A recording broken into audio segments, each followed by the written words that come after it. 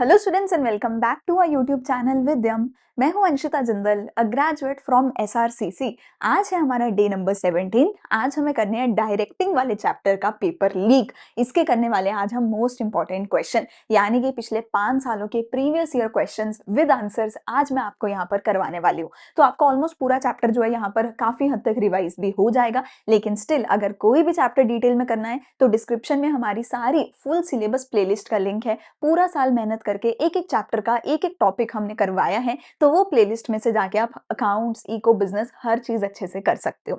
And important questions तो हमारी चल ही रही है, पेपर लीक की सीरीज चल ही रही है, जो कि आपको वो सारे क्वेश्चंस करवाएगी जो एग्जैक्टली पिछले 5 सालों में सीबीएसई ने पूछे हैं एंड आने वाले साल में भी पूछने वाला है। ठीक है, तो हमारे चैनल को जल्दी से कर लेना फॉलो एंड हम करते हैं आज के लेक्चर को स्टार्ट। ठीक है, सबसे पहले हमारे पास यहाँ पर एक एमसीक्यू है। एमसीक्यू से शुभ शुरुआत हम करते हैं। पहला एमसीक्यू बोलता है कि मोटिवेशन जो है it is a very complex process. अच्छी बात है। As individuals are heterogeneous in their expectations, perceptions and reactions. ठीक है, और दूसरा बोला गया है कि motivation can be either positive और नेगेटिव। अब देखो, ये जो पूरा चैप्टर है डायरेक्टिंग का, इस चैप्टर में हमें पढ़ना क्या है कि हमने भैया अभी तक प्लान कर लिया, सब कुछ ऑर्गेनाइज कर लिया, मतलब अलग अलग डिपार्टमेंट्स बना लिए, उन डिपार्टमेंट्स के लिए स्टाफ भी इकट्ठा कर लिया, लोग भी आ गए उन डिपार्टमेंट्स में, और फिर हमने उनको अब करनी है डायरेक्टिंग। ठीक है, डायरेक्टिंग के अंदर हम क्या कर रहे हैं, उनको सिखा रहे हैं भैया कि काम कैसे करना है, क्या करना है, और उनको अच्छे तरीके से डायरेक्शंस देने के लिए हम उनको मोटिवेट करते हैं। तो एक मोटिवेशन का बड़ा सारा टॉपिक है। हम उनको लीड करते हैं, एक लीडरशिप का टॉपिक है, और हम उनसे सब कुछ अच्छे से कम्युनिकेट करते हैं। तो ये 3 बड़े-बड़े येट वेरी इंपॉर्टेंट टॉपिक्स हैं हमारे पास इस चैप्टर में। ठीक है, इसी वजह से पूरा chapter I think one of the length, book 1 का तो लेंथीएस्ट चैप्टर ही है ये वाला, है ना। पूरे सिलेबस में भी one of the lengthiest he chapter है ये। एंड काफी सारे क्वेश्चंस इस चैप्टर में से पूछे जाते हैं। मोटिवेशन, कम्युनिकेशन पे तो खासकर की बहुत सारे क्वेश्चन पूछे जाते हैं। ठीक है, तो अभी जो पहला क्वेश्चन है हमारे पास वो है मोटिवेशन का। और देखो, मोटिवेशन का मतलब क्या होता है। मोटिवेशन का मतलब होता है कि अगर तुम्हें किसी भी व्यक्ति से, किसी भी एम्प्लॉय से कोई भी काम करवाना है ना, तो वो ऐसे फ्री में काम नहीं करेगा। आपको उसको बदले में कुछ देना पड़ेगा, तभी वो आपके लिए आके काम करेगा। ऐसा कोई आपका नौकर नहीं बैठा है कि भैया तुमने बुलाया कि आजा काम कर दे और वो काम कर देगा, ऐसा नहीं होता। अ लॉट ऑफ टाइम ये भी नहीं होता कि तुमने बस पैसा दिया और वो तुम्हारा नौकर बन गया, ऐसा नहीं होता है।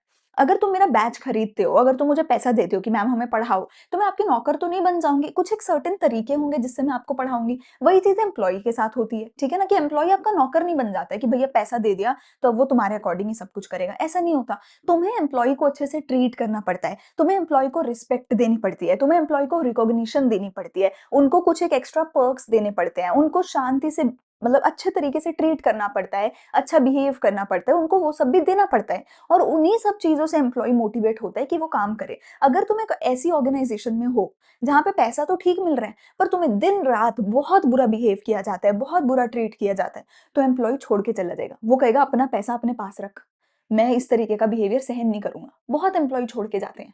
तो सिर्फ पैसा मोटिवेट नहीं कर सकता एम्प्लॉय को। वो बोलेगा, एम्प्लॉय बोलेगा अपना पैसा अपने पास रख, हमें तो अच्छा बिहेवियर चाहिए भैया, हम ऐसे जो है नौकरों की तरह हम काम नहीं करेंगे। हाँ, हम काम कर रहे हैं, लेकिन तुम पैसा दे रहे हो इसलिए कर रहे हैं, लेकिन इसका मतलब ये नहीं है कि हम नौकर हैं। ठीक है, तो तुम्हें अच्छे से बिहेव करना है।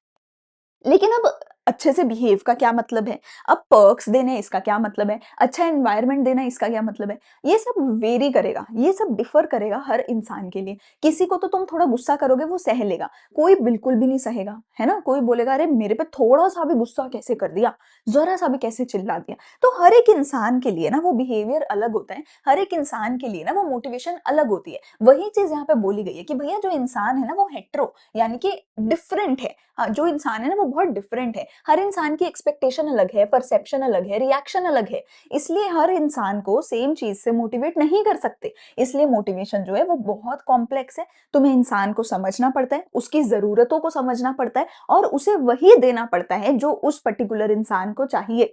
तुम सबको सेम चीज देके खुश नहीं कर सकते, क्योंकि हर इंसान डिफरेंट है। इसलिए मोटिवेशन बहुत कॉम्प्लेक्स है। ये बात बिल्कुल ट्रू है, सत्य वचन है। ठीक है, दूसरा है कि मोटिवेशन कैन बी इधर पॉजिटिव और नेगेटिव। सही बात है।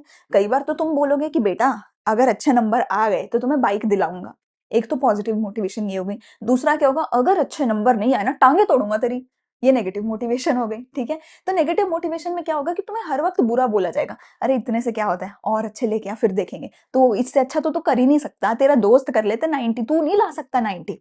फिर तुम्हारे अंदर आएगा, अच्छा मैं नहीं ला सकता, मेरी औकात पे आ गया, अब मैं लाके दिखाऊँगा 90। ये होती है नेगेटिव मोटिवेशन। दूसरी पॉज़िटिव में क्या होगा? अरे यार मुझे तो कार मिलेगी, मुझे तो बाइक मिलेगी इसलिए 90% ले आता हूँ। वो पॉज़िटिव मोटिवेशन है। तो मोटिवेशन पॉजिटिव भी होती है, नेगेटिव भी होती है, ठीक है? सो दोनों ही स्टेटमेंट बिल्कुल ट्रू है, ठीक है? मैं जब भी ये पढ़ाती हूँ मुझे मेरा एक स्टूडेंट बहुत याद आता है। बहुत बच्चे हमारे पास आके कई बार रोते भी हैं कि मैम पापा ने ऐसे बोला, मम्मी ने ऐसे बोला, डाँटा। बहुत लोगों को नेगेटिव ऑब्वियसली पेरेंट्स करते हैं, ठीक है? वो बेचारे बच्चे आके रोते थे एंड जब उनके मार्क्स आते भी है ना तब भी वो इतने खुश नहीं होते। क्यों? क्योंकि कहीं न कहीं वो नेगेटिव इमोशन होता है। मेरा एक स्टूडेंट होता था उसको उसके पेरेंट्स ने बोला था कि ना तू आई थिंक कुछ 60% लिया, तो तुझे हम बाइक दिलाएँगे। जिस दिन रिजल्ट आया था जिस दिन सीबीएसई का रिजल्ट आया था, ठीक है? जैसे रिजल्ट लाइव हुआ, मुझे सबसे पहला कॉल जो आया था वो उस बच्चे का आया था कि हाँ मैम मुझे 60% मिल गए मतलब 60 से ज़्यादा आ गए, आपका थैंक यू सो मच आपने इतना अच्छा पढ़ाया एंड अब I will get a bike. तो मतलब वो मतलब मैं तुम्हें समझाना चाह रही हूँ कि पॉजिटिव मोटिवेशन किसी के लिए कैसे वर्क करती है, नेगेटिव मोटिवेशन कैसे वर्क करती है। बट एनीवेज़ दोनों is a type of motivation, दोनों ही चलो चलती हैं, ठीक है? तो हमारा आंसर क्या होगा? दोनों ही स्टेटमेंट जो है बिल्कुल ट्रू है, ठीक है? अगला मेरे पास आता है give the meaning of communication और दो एलिमेंट्स बताने हैं in the process of communication. तो कम्युनिकेशन का बहुत सिंपल मतलब है भैया कि दो इंसान हैं, इस इंसान को अपने दिल की बात इसे बतानी है, इसको बदले में जवाब देना है। तो ये दो इंसान आपस में क्या करेंगे? कम्युनिकेशन करेंगे। इसके दिमाग में कुछ तो विचार आएगा, कुछ तो आइडिया इसके दिमाग में आएगा, ये अपने आइडिया को इसको बताना चाहेगा और फिर वो आइडिया सुन के जवाब देना चाहेगा। इस पूरी चीज को प्रोसेस बोला जाता है ऑफ कम्युनिकेशन, ठीक है? तो communication is the process of, अब तुम पढ़ो मेरे साथ, पढ़ो ये चीज, ऊंचा ऊंचा बोलना है, ठीक है? Communication is the process of exchange of ideas, views, facts, feelings etcetera between और among people to create common understanding. तो दो लोग आपस में जब बात करें तो उसको कम्युनिकेशन बोला जाता है। कम्युनिकेशन के प्रोसेस में बहुत सारे एलिमेंट्स होते हैं, जैसे कि एक है सेंडर, एक है मैसेज। आगे डिटेल में आंसर आएगा तो मैं डिटेल में सारे बताऊंगी आपको, ठीक है? अभी के लिए जो इंसान अपना मैसेज कन्वे कर रहा है, मतलब पहले इसने शुरुआत करी थी, तो ये होगा सेंडर। इसको मैसेज मिला है और इसने मैसेज को लेकर के उसका जवाब दिया है, तो ये है रिसीवर, ठीक है ना? तो मैसेज क्या है? जो भी आइडियाज वगैरह जो भी तुम शेयर कर रहे हो वो है तुम्हारा मैसेज, ठीक है? कहते हैं ऑर्गेनाइजेशनल बैरियर्स बताओ कम्युनिकेशन के। तो कम्युनिकेशन में बहुत सारे बैरियर आ सकते हैं, मतलब ऑब्वियस सी बात है, अगर दो लोग आपस में बात करना चाहते हैं तो इसका ये मतलब नहीं है कि ये बात करना चाह रहे हैं और ये बात कर लेंगे आपस में हंसी खुशी सब सही हो जाएगा। ऐसा नहीं होता। हम बहुत बार बोलते हैं ना कम्युनिकेशन गैप आ रहा है हमारे रिलेशनशिप में, हम अच्छे से बातें शेयर नहीं कर पा रहे हैं, हमारा तो कम्युनिकेशन गैप है। यही बोलते हो तुम, कौन सा गैप आ रहा है? 12th क्लास में चुपचाप पढ़ लो, कम्युनिकेशन गैप आ रहा है तुम्हारा। तो वही जो कम्युनिकेशन गैप है जो तुम्हारे आ रहे हैं, ठीक है, उसको बोला जा रहा है कम्युनिकेशन बैरियर। कि भैया कम्युनिकेशन में ना तो गैप आ रहा है, ठीक है, जो तुम्हारा नहीं आ रहा अभी 12th में, 12th के बाद करना है ये सब, ठीक है? लेकिन कम्युनिकेशन गैप मेजरली 3 तरीके के होते हैं हमारे। साइकोलॉजिकल बैरियर, सिमेंटिक बैरियर और ऑर्गेनाइजेशनल बैरियर। अभी के लिए ऑर्गेनाइजेशनल बैरियर की बात करते हैं। ऑर्गेनाइजेशनल सॉरी 4 तरीके के होते हैं, है ना? अभी के लिए ऑर्गेनाइजेशनल बैरियर की बात करते हैं। ऑर्गेनाइजेशनल बैरियर का क्या मतलब होता है कि तुम्हारी जो ऑर्गेनाइजेशन है, उसमें ही कुछ ना कुछ प्रॉब्लम है। जैसे कि तुम्हारा ऑर्गेनाइजेशनल बैरियर क्या होगा कि तुम्हारा स्कूल जो है, वो लड़के और लड़की को साथ नहीं बैठने दे रहा, स्कूल में कॉरिडोर में बात नहीं कर सकते, जहाँ देख गया कि कोई लड़का और लड़की बात कर रहे हैं, टीचर वहीं पे आके, है ना, कि ये क्या कर रहे हो, है ना? तो वो तुम्हारी ऑर्गेनाइजेशन का बैरियर है कि वो तुम्हें उससे बात नहीं करने दे रहे। लेकिन ऐसे ही कंपनी में क्या होता है, कंपनी में भी हो सकता है कि कंपनी में बहुत ज़्यादा रिजिड रूल्स एंड रेगुलेशंस हैं, जैसे तुम्हारे हैं स्कूल में, ठीक है ना? कंपनी में जो है सुपीरियर और सबऑर्डिनेट आपस में डायरेक्टली बात नहीं कर सकते। जैसे हम पढ़ते हैं ना कि प्रॉपर एक चेन होना चाहिए, उस चेन के थ्रू ही बात ऊपर चलेगी, है ना? स्केलर चेन होना चाहिए। तो इस तरीके की बहुत लंबी चेन है जिस वजह से बहुत टाइम लग जाता है, डिले हो जाता है, या फिर उस वजह से जो है सीनियर और जूनियर आपस में डायरेक्टली बात नहीं कर सकते हैं, वो सब प्रॉब्लम हो सकती है, ठीक है? बहुत कॉम्प्लेक्स हो सकता है ऑर्गेनाइजेशन स्ट्रक्चर कि इस व्यक्ति को बात तो करनी है, इस बेचारे को समझ ही नहीं आ रहा किससे बात करूं, कैसे बात करूं, उसको कुछ समझ ही नहीं आ रहा क्योंकि चीजें बहुत ज्यादा कॉम्प्लेक्स हैं, ठीक है? लैक ऑफ ऑर्गेनाइजेशनल फैसिलिटीज, जैसे कि मीटिंग्स नहीं रखते हो तुम, कोई सजेशन बॉक्स नहीं है, ये सब चीजें नहीं है, उसकी वजह से क्या होता है कि इंसान जो एम्प्लॉय है वो बेचारा डर जाता है, उसे समझ नहीं आता कब बात करूं, कैसे बात करूं। तो कंपनी के स्ट्रक्चर में प्रॉब्लम है, ऑर्गेनाइजेशन के स्ट्रक्चर में प्रॉब्लम है, उसको बोला जाता है ऑर्गेनाइजेशनल बैरियर, ठीक है? चलो, अगला क्वेश्चन हमारे पास आती है एक एमसीक्यू लेकिन एक छोटी-सी केस स्टडी की फॉर्म में। तो ये भी मैंने बहुत बार बताया है कि अगर तुम्हारे एमसीक्यू भी आ रहे हैं, 20 में से 10 एमसीक्यूज़ केस स्टडी वाले होने वाले हैं, ठीक है? तो यहाँ पे बोला गया non financial incentive of motivation हमें पूछा गया है, ठीक है? देखते हैं, एक बिज़नेस लीडर है सक्सेसफुल, उसे लगता है कि जॉब्स आर मेड इंटरेस्टिंग। अब मुझे इंटरेस्टिंग वर्ड से ही समझ आ गया कि यहाँ पे किसकी बात हो रही है। जब भी बोला जा रहा है मतलब देखो मैं केस स्टडी बेस पे नहीं चलती हूँ कि पूरी केस स्टडी में क्या बोला गया है, मैं चलती हूँ कीवर्ड के बेस पे और जब भी मैं अपनी वीडियो में समझाती हूँ, मैं कीवर्ड बेस पे समझाती हूँ और जब भी बोला जा रहा है कि जॉब इंटरेस्टिंग बनानी है, उसका एक सिंपल सा मतलब है कि जॉब एनरिचमेंट की बात हो रही है। ठीक है? मैंने भी नहीं पढ़ी हुई है आगे केस स्टडी क्या है, पर जॉब इंटरेस्टिंग बनाने का ही मतलब होता है कि जॉब को एनरिच करना है। देखो job interesting banana employee participation doesn't make sense. Employee participation का मतलब होता है कि जब भी तुम कोई मीटिंग कर रहे हो, कोई वोटिंग कर रहे हो, तो उसमें एम्प्लॉयी का भी पूछा जाए और एम्प्लॉयी से पूछा जाए और उसकी सलाह ली जाए, उसके अकॉर्डिंग काम किया जाए। तो इसकी बात तो नहीं हो रही है। जॉब सिक्योरिटी का मतलब होता है कि तुम्हें एक कॉन्ट्रैक्ट दिया जा रहा है जिसमें बोला गया है कि हाँ तुम्हें 2 साल तक नहीं निकालेंगे, तुम्हें इतने टाइम तक नहीं निकालेंगे, ठीक है? वो सब होती है जॉब सिक्योरिटी कि तुम्हें बोला गया है कि तुम्हें नौकरी से निकाला नहीं जाएगा 2 साल, 4 साल के लिए। दैट इज़ जॉब सिक्योरिटी, उसकी बात भी नहीं हो रही है। अगली चीज़ है करियर एडवांसमेंट अपॉर्च्युनिटी। तो करियर एडवांसमेंट अपॉर्च्युनिटी भी नहीं दे रहे हो, मतलब तुम्हें कोई ट्रेनिंग दे रहे हैं, तुम्हें कोई कोर्स करवा रहे हैं, कोई तुम्हारी डेवलपमेंट करवा रहे हैं, तुम्हें कुछ नया सिखा रहे हैं, कुछ भी ऐसा कर रहे हैं जिससे तुम आगे जाके कुछ और बेहतर कर सको अपने करियर में, वो तो नहीं कर रहे हैं। तो यहाँ पे जॉब इंटरेस्टिंग बनाने की बात हो रही है, तो इंटरेस्टिंग का मतलब ही क्या होता है? इंटरेस्टिंग का मतलब ही होता है कि जॉब को एनरिच करना है, तो ये हमारा आंसर यहाँ पे होगा।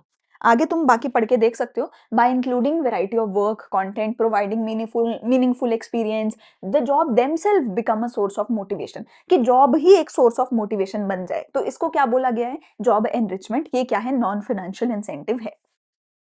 ठीक है? अगला मेरे पास फिर से एक एमसीक्यू केस स्टडी है। केशव बैनर्जी है सीईओ, एक बार ये पढ़ लेते हैं। 3 इंसेंटिव कौन से हैं? उनकी बात फिर से हमारे पास करी गई है, ठीक है?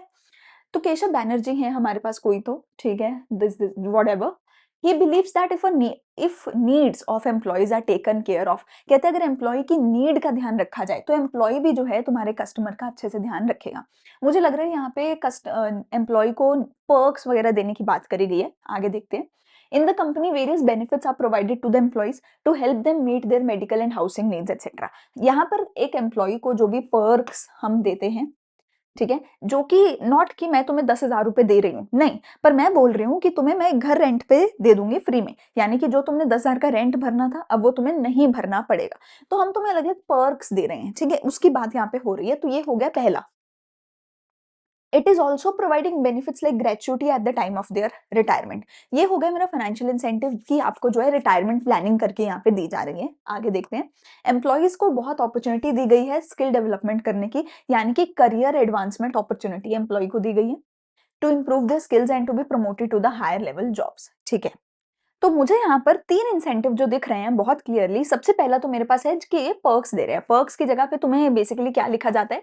परक्विजिट्स, कि ये अपने एम्प्लॉयी को बहुत सारे परक्विजिट्स दे रहे हैं। ये तो हो गया पहला। इसका मतलब क्या होता है कि आप अपने एम्प्लॉयी को कुछ ना कुछ चीज़ें फ्री में दे रहे हो। घर हो सकता है, आने-जाने का खर्चा हो सकता है, मेडिकल इंश्योरेंस हो सकता है, कुछ भी ऐसा है। बच्चों के स्कूल की फीस हो सकती है, लंच, डिनर हो सकता है, अ, वाई-फाई का बिल हो सकता है, लैपटॉप्स हो सकते हैं। कोई भी चीज़ आप ऐसे उनको फ्री में दे रहे हो, इसको बोला जाता है परक्विजिट्स, ठीक है? ये फाइनेंशियल इंसेंटिव में आता है। दूसरा हमारे पास यहाँ पर आ रहा था रिटायरमेंट बेनिफिट्स, ठीक है? दूसरा हम यहाँ पर एम्प्लॉयी को क्या दे रहे हैं? रिटायरमेंट के बेनिफिट्स दे रहे हैं कि जब तुम रिटायर हो जाओगे तो तुम्हें इतना-इतना पैसा मिलेगा। ये भी फाइनेंशियल इंसेंटिव है, रिटायरमेंट बेनिफिट की यहाँ पे बात हो रही है। तीसरा हमारे पास यहाँ पे आ रहा है करियर एडवांसमेंट अपॉर्च्युनिटी उनको दी जा रही है, उनको उनके स्किल्स वगैरह इंप्रूव करने का मौका दिया जा रहा है, अटेंड कर रहे हैं वो स्किल डेवलपमेंट वर्कशॉप्स, ठीक है? ताकि वो अपने करियर में आगे बढ़ सकें। तो ये है मेरा करियर एडवांसमेंट अपॉर्च्युनिटी भी इनको यहाँ पे दी जा रही है। तो ये 3 इंसेंटिव आपको यहाँ पर लिख कर आने हैं और इनको थोड़ा-थोड़ा एक्सप्लेन करना है। 3 नंबर का क्वेश्चन है, तो तीनों इंसेंटिव 1-1 नंबर के होने वाले हैं। तो थोड़ा-सा सबसे पहला तो आइडेंटिफाई सही करो। दूसरी चीज़ कौन-सी लाइन से आइडेंटिफाई किया है वो बताओ। तीसरी चीज़ एक-एक लाइन लिख दो कि इसका क्या मतलब है। दैट्स इट, ठीक है? आगे, लीडरशिप स्टाइल कौन-सा है ये बताना है, ठीक है, देखते हैं। तो बलविंदर है, कहीं पे कुछ तो काम करता है, उसने ऑर्डर दिया अपने सबॉर्डिनेट को और एक्सपेक्ट किया that they obey those orders. He does not consult them nor encourage them to participate in decision making. वो कहता है कि भैया मैं ही भगवान हूँ, मैंने जो बोल दिया तुम मुझे वैसे का वैसा करके दे दो। मैं ना तो तुमसे पूछूँगा, ना तुमसे पूछ के डिसीजन लूँगा, मैं तुम्हें बस ऑर्डर दूँगा, तुम्हें मेरे ऑर्डर को एज़ इट इज़ उसका पालन करना है। तो ये ऑब्वियस सी बात है, बहुत ज़्यादा ऑटोक्रेटिक है, ठीक है? जिसमें कि सिर्फ़ जो लीडर है, वो अकेला सब कुछ करता है, वो अपने जूनियर से नहीं पूछता। दूसरी मेरे पास क्या होता है डेमोक्रेटिक। डेमोक्रेटिक में दोनों का साथ में मिलके होता है कि लीडर भी जो है वो भी अपना बताएगा सब कुछ, जो सबॉर्डिनेट है वो भी अपना सब कुछ बताएगा, ठीक है? और तीसरी ऑब्वियसली हमारे पास क्या आती है लेज़िस्फेरे। तीसरी मेरे पास आती है लेज़िस्फेरे जिसके अंदर क्या होता है कि लीडर बोलता है कि भैया तुम ही सब कुछ करके दे दो, मुझे कुछ नहीं करना है। तो ऑटोक्रेटिक में पूरी की पूरी पावर जो है सिर्फ़ और सिर्फ़ जो लीडर है उसके पास ही होती है 100% पावर। इसके अंदर जो होती है 50-50 होती है और इसके अंदर पूरी की पूरी 100% पावर किसके पास होती है? सुपीरियर जो है सॉरी सबॉर्डिनेट जो है, जो जूनियर है, उसके अंदर उसके पास पूरी की पूरी पावर होती है लेजिस्फेरे में, ठीक है? लेकिन अभी के लिए हमारी किसकी बात हो रही है? Obviously autocratic form of leadership की बात हो रही है। ऑटोक्रेटिक फॉर्म ऑफ लीडरशिप तब करी जाती है जब काम बहुत कॉम्प्लेक्स होता है और जो लीडर को लगता है कि ये सिर्फ मैं ही कर सकता हूँ, जो काम जूनियर नहीं कर सकते हैं। ऐसे में ऑटोक्रेटिक का यूज़ होता है या फिर जब बहुत ज़्यादा कुछ कॉन्फिडेंशियल काम होता है या फिर जब जो लीडर है वो बिल्कुल भी कॉन्फिडेंट नहीं होता अपने जूनियर्स में, जब लीडर है उसके ऊपर बहुत ज़्यादा रिस्पॉन्सिबिलिटी होती है और उसको ही सारा कुछ जो है उसका जवाब देना पड़ता है, उसके ऊपर बहुत ज़्यादा बर्डन होता है कि सही करना है, तो वो रिस्क नहीं ले सकता कि अपने जूनियर को वो कोई भी पावर दे, ठीक है? ऐसे केस में ऑटोक्रेटिक चलता है, बट डेमोक्रेटिक कब होता है? जब ऑर्गेनाइज़ेशन बहुत बड़ी है, तो एक अकेला बंदा करोड़ों का बिज़नेस नहीं सँभाल सकता है, तो उसको अपनी जो भी ज़िम्मेदारियाँ हैं, जो भी डिसीज़न मेकिंग है, सब कुछ बाँटना पड़ता है, ठीक है? लेज़िस्फेरे कब होता है? जब तुम्हारे जूनियर जो हैं, वो फुल्ली इक्विप्ड हैं, जो फुल्ली उनको सब कुछ पता है कि कैसे क्या है, फुल्ली ट्रेन्ड हैं, सोचे-समझे तरीके से सब कुछ करते हैं और जो सीनियर है, सीनियर का अपना अलग काम चल रहा है। सीनियर कहता है मेरे को कोई बर्डन लेना ही नहीं है, तुम अकेले मुझे सब कुछ करके दे दो कि तुम्हें सब कुछ मैंने सिखा दिया है, अब तुम सब कुछ अपने आप करोगे। वो होता है लेज़िस्फेरे सिस्टम, ठीक है? तो ये हमारे 3 स्टाइल्स होते हैं जिसमें से यहाँ पर जो है ऑटोक्रेटिक सिस्टम है और वे कब इफेक्टिवली यूज़ किया जाता है, जब काम ऐसा होता है कि जो जूनियर अच्छे से नहीं कर सकते, जब जूनियर को नहीं आता होता काम, जब जूनियर के अंदर तुम रिस्क नहीं ले सकते हो, ठीक है? जब बहुत हाई रिस्पॉन्सिबिलिटी वाला काम होता है, तब यूजुअली ये काम किया जाता है, ठीक है? अगला चलते हैं एमसीक्यू है, फीचर ऑफ मोटिवेशन कौन-सा हाइलाइट किया गया है? टू मोटिवेट द एम्प्लॉइज़ जो कंपनी रिवॉर्ड करती है उनको अलग increase in pay, promotion, recognition देके, whereas on the other side it stop increment gives punishment. मतलब कि जो मोटिवेशन है वो कभी पॉजिटिव दे रहे हैं, कभी नेगेटिव दे रहे हैं, ठीक है? कभी तो अगर तुम अच्छा काम करते हो तो तुम्हें अच्छा कुछ मिलता है, अगर अच्छे से काम नहीं करते हो तो तुम्हें बुरा बिहेव किया जाता है, तुम्हारे साथ कुछ बुरा किया जाता है, ठीक है? तो इसमें क्या समझ आ रहा है कि जो मोटिवेशन है वो पॉजिटिव भी हो सकती है, नेगेटिव भी हो सकती है, ठीक है? अगला मेरे पास आता है मैस्लो की नीड हायरार्की थ्योरी के बारे में आता है। इनकरेक्ट स्टेटमेंट बता पूछनी है। मैस्लो की जो नीड हायरार्की थ्योरी है वो बेस्ड है कुछ सर्टेन असम्पशन्स के ऊपर, ठीक है? ये असम्पशन्स बहुत सारी हैं, इसमें से गलत कौन-सी है? Peoples behaviour is based on their needs, ये बिल्कुल सच है। जो भी लोगों का बिहेवियर होता है वो उनकी नीड्स के ऊपर बेस्ड होता है। नीड्स अलग-अलग हो सकती हैं, हर इंसान की हर वक़्त अलग नीड होगी और वो उसी नीड के अकॉर्डिंग बिहेव करेगा, तो ये सच है। A satisfied need can no longer motivate a person, ये भी सच है।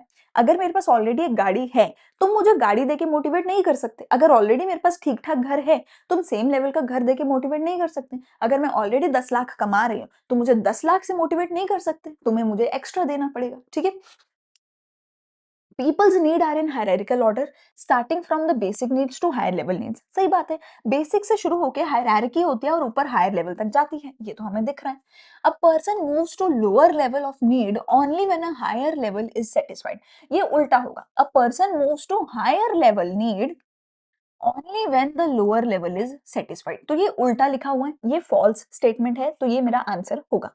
हमारी जो नीड्स है नीचे से ऊपर जाती है, ना कि ऊपर से नीचे। तुम पहले सबसे बेसिक नीड पूरी करते हो, जो कि होता है तुम्हारा रोटी, कपड़ा, मकान, बस ज़िंदा रहने जितना चाहिए, वो होता है साइकोलॉजिकल नीड। अब तुम्हें ज़िंदा रहने जितना मिल रहा है, तो तुम्हें चाहिए सेफ्टी एंड सिक्योरिटी कि आज तो मिल रहा है रोटी, कपड़ा, मकान, लेकिन मुझे अपनी कल की रोटी, अपने 10 साल की, अपने बच्चों की रोटी भी सिक्योर करनी है। मुझे इतना पैसा कमाना है कि कभी ये रोटी ना छिन जाए मेरे से। सेफ्टी एंड सिक्योरिटी वाली नीड्स, ठीक है? मतलब यूजुअली अगर मैं इंडिया में देखूँ तो आज से 10, 15, 20, 25 साल पहले ले लो, 1900s में हमारा जो इंडिया था वो साइकोलॉजिकल नीड्स के बेस पर ही चल रहा था कि बस रोटी, कपड़ा, मकान जितना मिल जाए।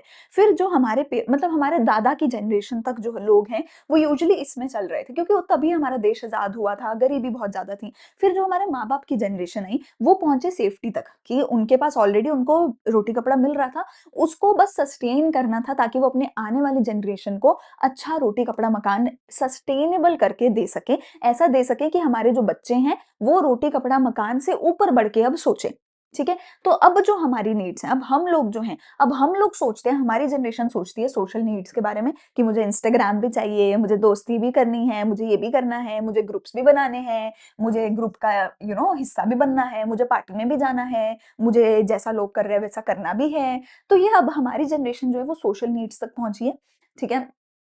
अब हम लोग सोचते हैं कि मेरा एक ग्रुप होना चाहिए, मैं ग्रुप का पार्टिसिपेंट बनूँ।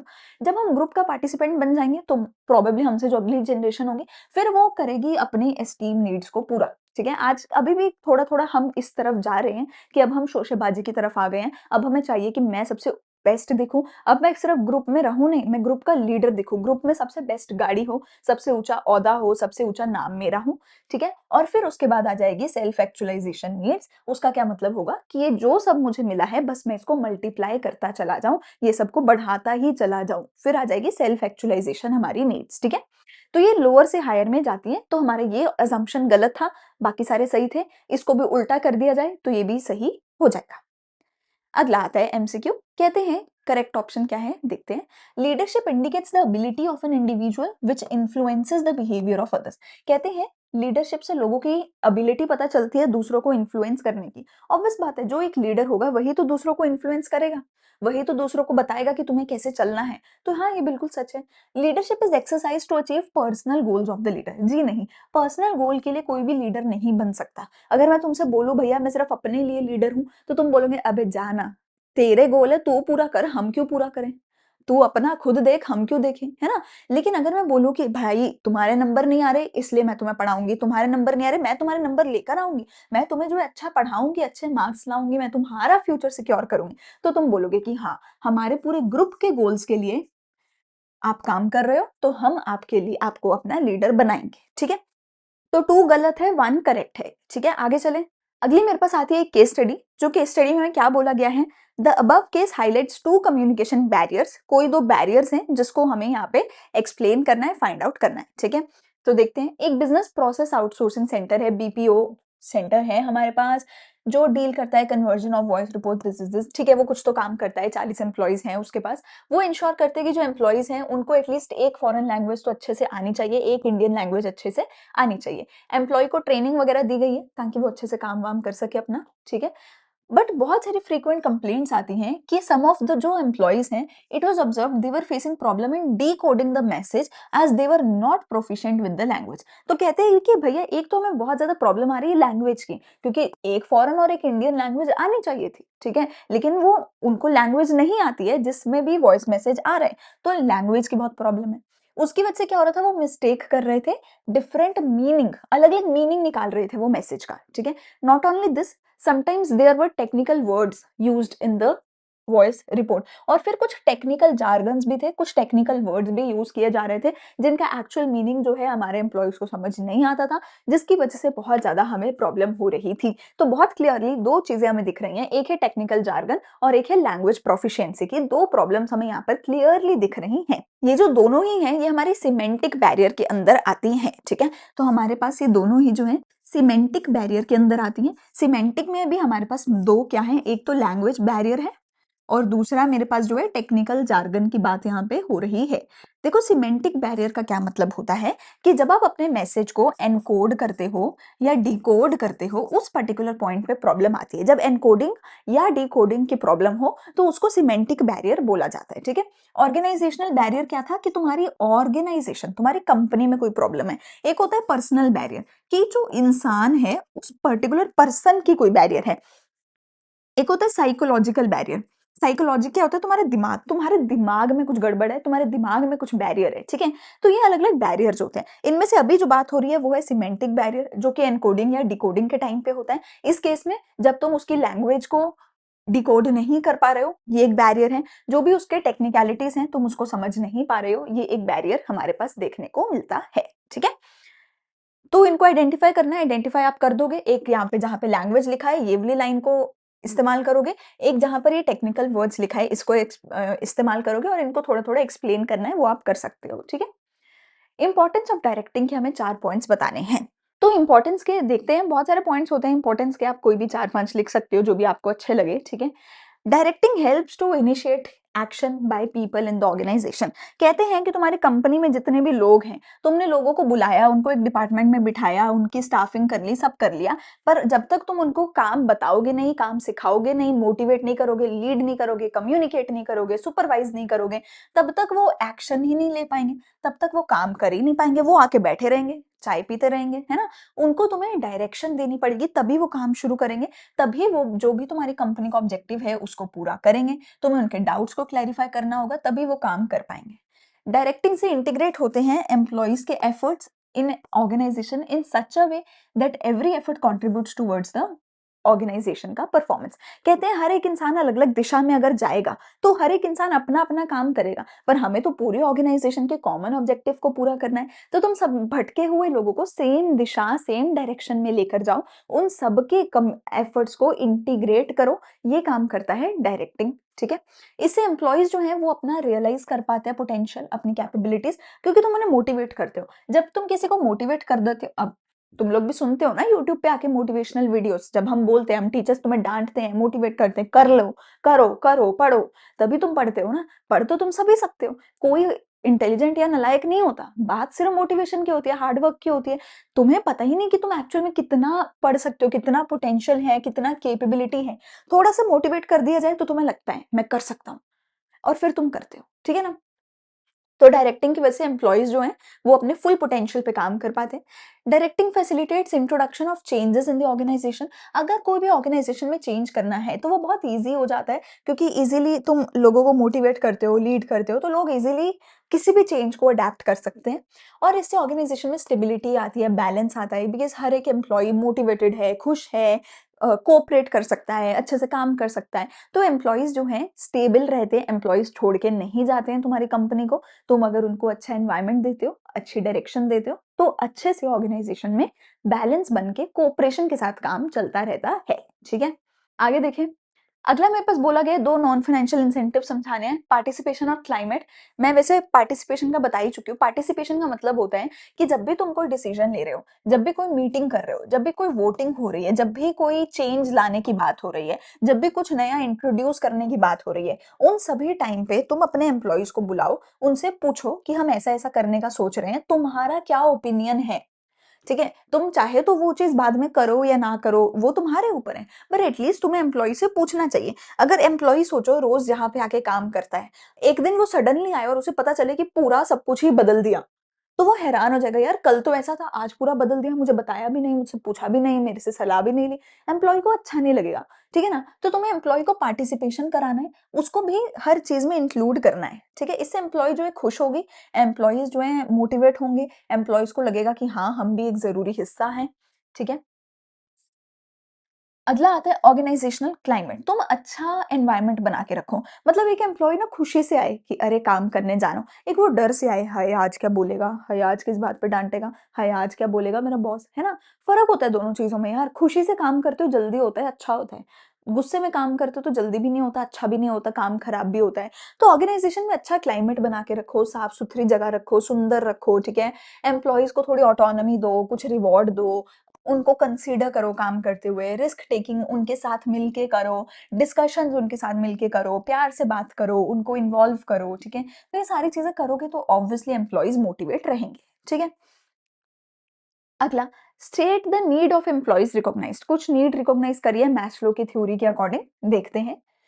कहते हैं गणेश एक मार्केटिंग मैनेजर है, कहीं तो है, उसकी 4 एम्प्लॉइज़ की टीम है, ठीक है? Kavya and Ritesh temporary employees हैं, जो पूजा एंड माधव है उनकी परमानेंट जॉब है।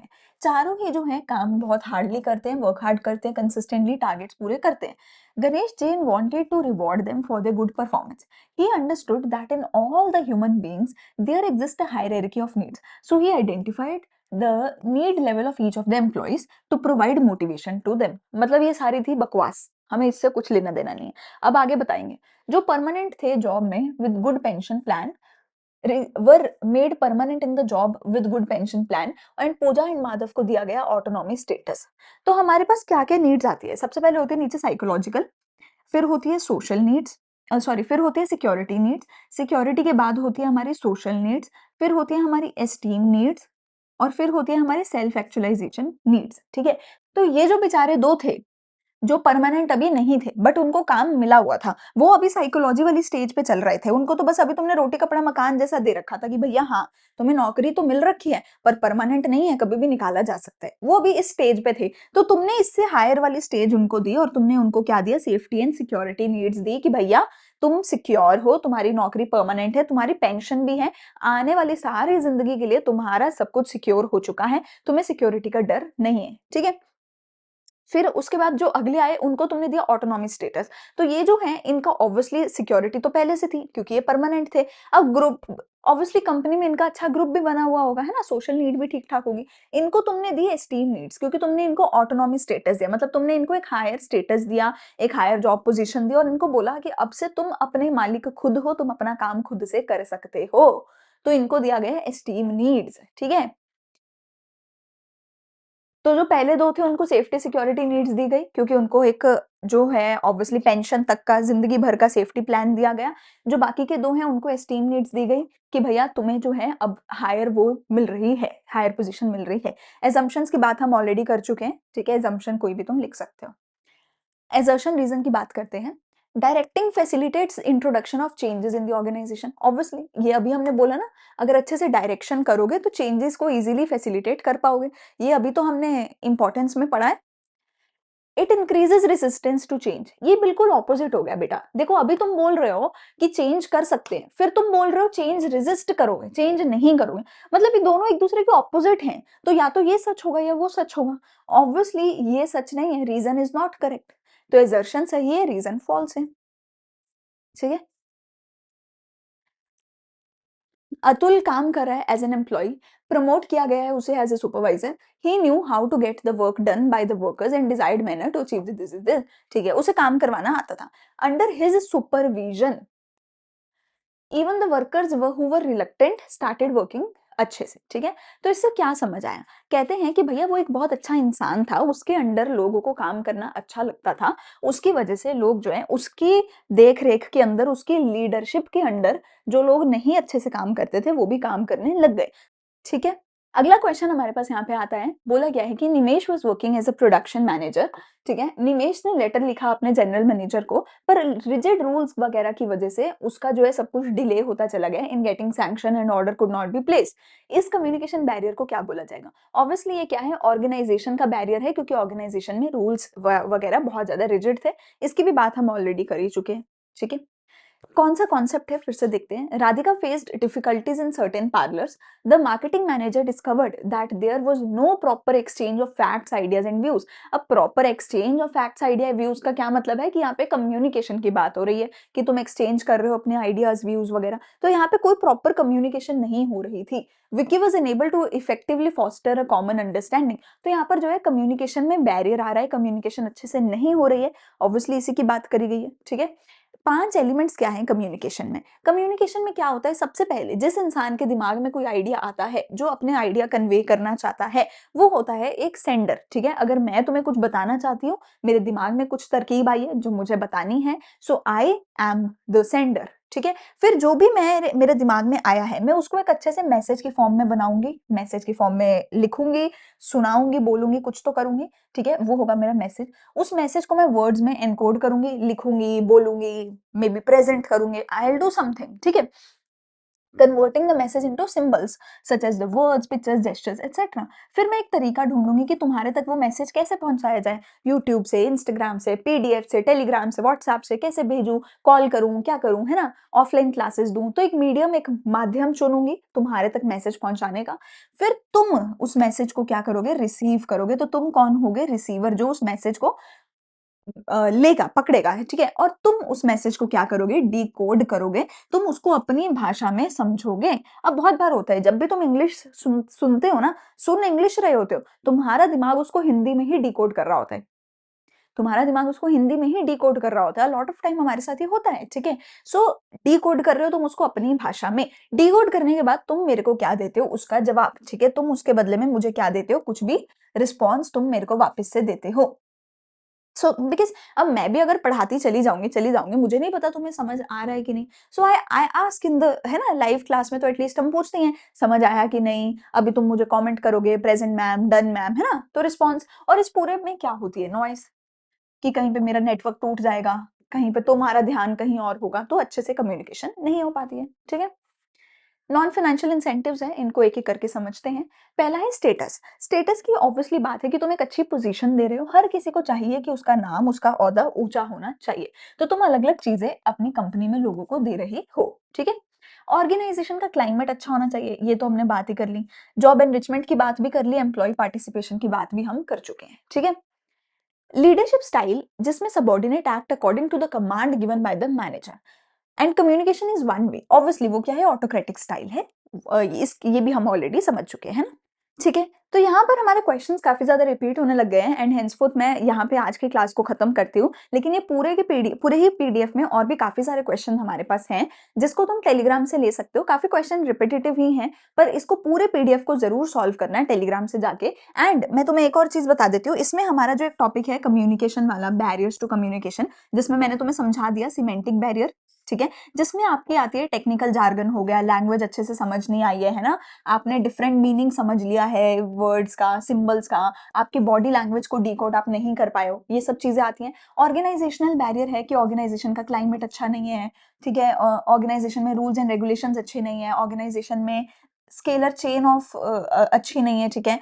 या फिर आपका पर्सनल बैरियर है कि आप अपने आप में बहुत ज़्यादा ओवर कॉन्फिडेंट हो, या आप अपने सबॉर्डिनेट में बहुत अंडर कॉन्फिडेंट हो कि अरे इसको क्या पता होगा, इससे क्या बात करूँ मैं, इसलिए आप बात नहीं कर रहे हो, ठीक है?